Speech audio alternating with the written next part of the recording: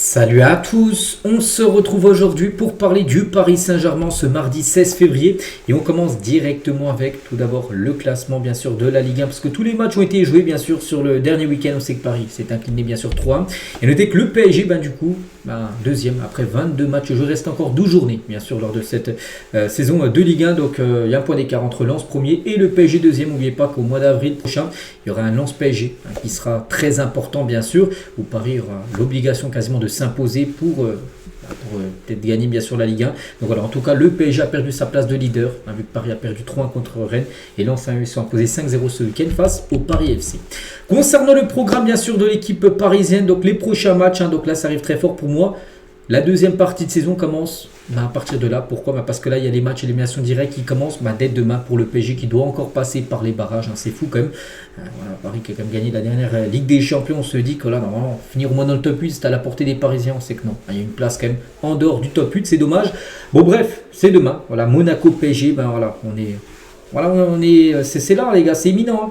Donc ensuite, il y aura PSG Metz. Donc ça sera samedi. Samedi soir 21h05, puis après le match retour le mercredi 25, le PSG Monaco pour le match retour. Mais là focus 100% sur ce match Monaco Paris Saint-Germain bien sûr parce qu'il faudra faire un gros match.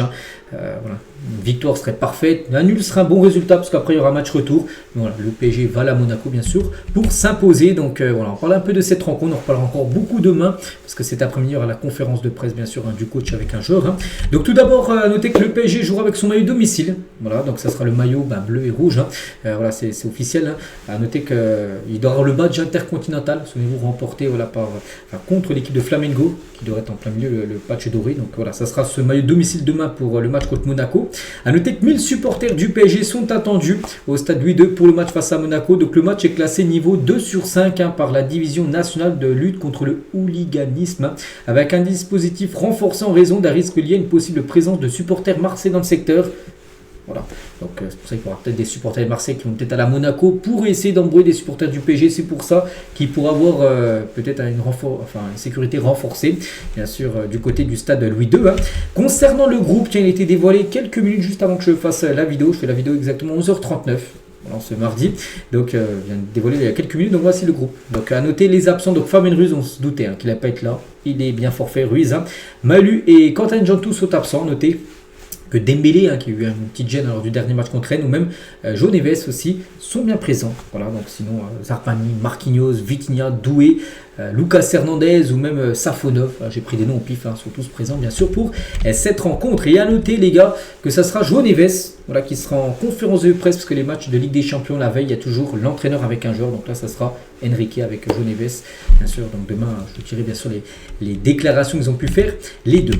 Concernant l'arbitre, on a un peu parlé hier, donc c'est bien confirmé, ça sera bien l'Espagnol Gil Manzano qui sera l'arbitre du match demain entre Monaco et le Paris Saint-Germain.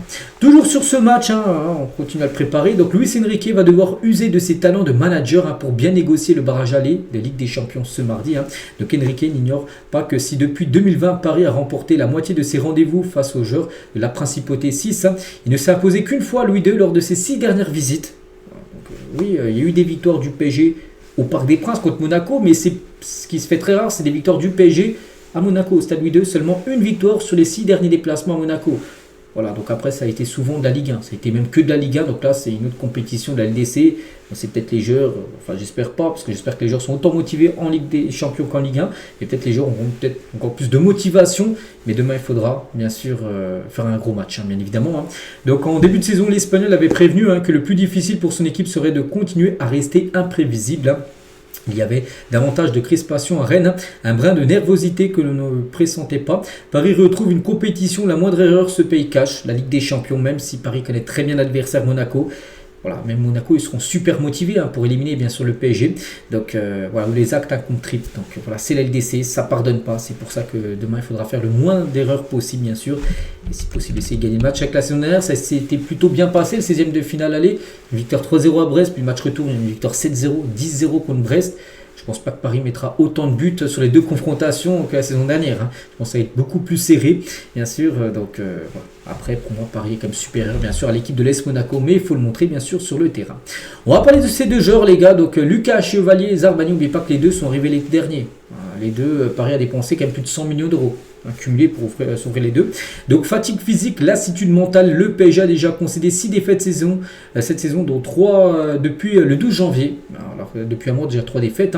Donc pour l'instant, Paris est moins fort parce que ses meilleurs joueurs n'ont pas encore jamais fait un grand match le même jour, bien sûr. Donc le PSG a dépensé plus de 100 millions d'euros pour Zabarni et Chevalier. Pour l'instant, cela n'a pas été une bonne idée. C'est que si on fait le bilan 7 mois après, mais on ne savait pas, il y a 7 mois les gars, quand j'avais vu, déjà moi pour ceux qui me suivent depuis longtemps, j'ai toujours dit que c'était une erreur de lâcher Donnarumma. J'ai toujours dit, oui, Chevalier, tu le fais venir ou pour le futur, tu l'achètes puis tu le prêtes à Lille. Mais enlever Donnarumma qui a été exceptionnel saison dernière pour le changer le gardien, donc je n'ai toujours pas compris ça. Après, 7 mois après, ça a été un flop. Et Zabarni, pourtant, ce qui montrait comme en PL, il y a quand même des garanties qu'il allait peut-être réussir au PSG. Non, pour l'instant, c'est un flop total. C'est que pour l'instant, c'est un flop les deux. Voilà. Donc Paris s'est affaibli au poste essentiel de gardien, de but. Voilà, le départ de Donnarumma, pour moi, ça a été n'importe quoi. Là. Je pense que c'est une erreur de Luis Enrique. Je pense qu'il ne le reconnaîtra jamais, c'est comme ça. Bon bref, la stabilité assumée par Luis Enrique, une stratégie qui a réussi par le passé au Real Madrid, mais il n'avait pas changé de gardien. Bon bref, voilà, en tout cas, voilà, concernant les deux, et c'est que si on regarde les deux, les stats quand ils jouent, et c'est pas bon. D'après les stats du PSG cette saison, 34 matchs, donc 21 victoires, 8 nuls, 5 défaites, les stats globales. En se basant sur les 12 titularisations de Zabarni, voilà, avec et sans lui, c'est pas les mêmes les gars. Voilà, quand il n'est pas là, sans lui c'est 22 matchs, 16 victoires, 5 nuls, seulement une défaite. Quand il n'est pas sur le terrain, mais quand il est sur le terrain, le problème c'est qu'il y a eu 5 victoires, 3 nuls et 4 défaites quand il joue. En gros, c'est-à-dire quand il joue, le PSG a beaucoup plus de chances de perdre que de gagner le match. Ça ne montre pas. Et Chevalier, c'est un peu la même chose par rapport au but prix. Chevalier, donc 0,76 buts pris par match. Donc Edel, Akula Edel, ancien gardien, donc lui, un ratio catastrophique, 1,02 buts pris par match. Donc Chevalier a concédé 47 tirs en 17 matchs cette saison. 22 tirs cadrés et subis, 10 buts encaissés, c'est-à-dire 22 arrêts à faire. Et il a fait en gros 12 arrêts, mais il a pris 10 buts. Le ratio n'est pas bon. Donc Chevalier est classé 37e en pourcentage d'arrêt avec 47,4%. Chevalier en Ligue des Champions, c'est 6 matchs, 9 buts. Voilà, c'est une moyenne de 1,5 buts pris par match. Les stats les gars, quand tu vois les stats comme ça de près, c'est pas bon. C'est pas bon, c'est qu'ils sont pas performants les deux. Ils sont pas à la hauteur pour l'instant du PSG. Peut-être qu'ils deviendront, j'espère pour eux, mais pour l'instant c'est trop limité bien sûr. Le défenseur ukrainien et le gardien français. Et en parlant de Zabarni, c'est Maxime Chelot, je connais pas. Bon bref, il était sur l'after foot, puis il a réagi par rapport au match de Zabarni face à Rennes il y a quelques jours. Donc ce qu'on a vu à Rennes, c'est encore catastrophique. Pacho, qui est à côté de lui en défense, a passé son temps à couvrir Zabarni. Il est obligé de courir 3 km de plus, Pacho, pour faire les efforts que Zabarni ne fait pas. Et en gros, pour limiter la casse, si je suis Luis Enrique, Zabarni, je le prends et je l'envoie en réserve en équipe B. Il fait n'importe quoi, il y a des contrôles de balles quand il faut dégager en une touche. Et il dégage en une touche quand il faut prendre deux touches.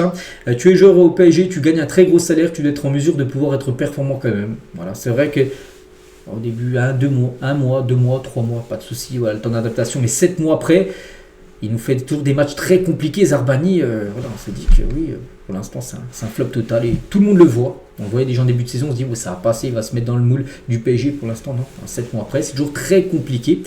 Pour le joueur, n'oubliez pas que ce joueur-là, les gars, a été recruté pour que Marquinhos préparer le départ de Marquinhos. Pour l'instant, les gars, heureusement que Marquinhos est encore là parce que Zabarni, depuis le début de saison titulaire, ça aurait été encore une catastrophe encore plus énorme. Bref, on va parler d'un autre joueur, Dembélé. Et ça, c'est plutôt la bonne nouvelle quand même pour Dembélé. Pourquoi? Parce que sur cette année 2026, donc là, depuis 1 mois et demi, depuis le 1er janvier en gros, il a marqué 7 buts, 3 passes D, donc 10 fois décisif. C'est pas mal. On sait qu'en première partie de saison, donc de août jusqu'à fin décembre, bon après, il a été beaucoup blessé, mais en gros, ses stats n'étaient pas super bonnes. Donc là, déjà 10 fois décisif, on a l'impression de retrouver peut-être le Dembélé de janvier 2025 jusqu'à fin juin, où il a gagné bien sûr la LDC, où il a passé un cap, ce qui lui a valu le ballon d'or, bien évidemment. Donc en tout cas, il retrouve un peu son efficacité, même s'il peut marquer encore toujours beaucoup plus de buts, bien sûr. Ousmane Dembélé, bon, moi je reste toujours qui manque un numéro 9, un vrai finisseur dans cette équipe parisienne, même si Dembélé affiche comme de belles statistiques sur ce début d'année 2026. Et le PSG n'a pas compris aussi l'idée selon laquelle un excès d'individualisme aurait favorisé la défaite à Rennes, parce que souvenez-vous, à la fin du match contre Rennes, Dembélé, il a réagi, il a dit on doit jouer plus son équipe, il faut arrêter de jouer tout seul, tout ça. Et le PSG n'a pas compris en gros, voilà, en gros c'est quoi ce excès d'individualisme. Donc en interne, on estime qu'il n'y a pas eu d'action où la solution collective aurait pu être privilégiée, même si hier les gars j'ai montré comme une photo où Doué, il a le ballon, il y a 2 défenseurs de lui, il faisait une passe les gars, il y avait Dembélé juste à côté de lui, un autre joueur du PSG qui était seul face au gardien de Rennes. Il y a cette action là, donc voilà. D'autant plus qu'en termes de prime au PSG, la passe décisive vaut autant qu'un but. Et voilà, au PSG, on ne comprend pas. En gros, sur le dernier match contre Rennes, ils disent qu'il n'y a pas d'action où Doué aurait dû faire la passe plutôt que de jouer tout seul. Il y a quand même plusieurs fois où Doué doit la jouer beaucoup plus collectif que de la jouer individuellement. Et Vitinha a laissé aussi traîner des signes de nervosité face à Rennes. Il y a quelques jours, il a enguirlandé Dembélé sur un ballon en profondeur où le Français n'est pas allé. Vitinha a aussi montré quelques signes d'agacement vers João Neves sur une mauvaise transition. Bon, après, c'est normal les gars, ça arrive dans le football, même si Vitinha est très ami avec Neves, il peut avoir des fois des désaccords sur le terrain. Mais voilà, en tout cas, on espère que demain, voilà, ça soit un gros match bien sûr de l'équipe parisienne, voilà, parce que ce sera très important. Et on finit juste les gars avec Wesley Saïd, donc joueur de Lens, puis lui il avertit le PSG avant le match, Lens PSG le 12 avril, il a dit tout le monde, enfin tout le vestiaire est au courant, tout le monde est prêt du côté de Lens. On devrait du côté de PSG, il faudrait encadrer en gros ce discours-là, le mettre dans le, enfin peut-être dans le bus, on va dire, l'avant-match contre Lens, et souvenez-vous que du côté de Lens sont prêts pour surmotiver les joueurs parisiens, bien sûr, avant cette rencontre qui sera très importante dans 2 mois, où Lens, pour l'instant premier, affrontera bien sûr le PSG deuxième. Donc voilà ce qu'il y a à dire aujourd'hui, j'espère que ça vous a plu.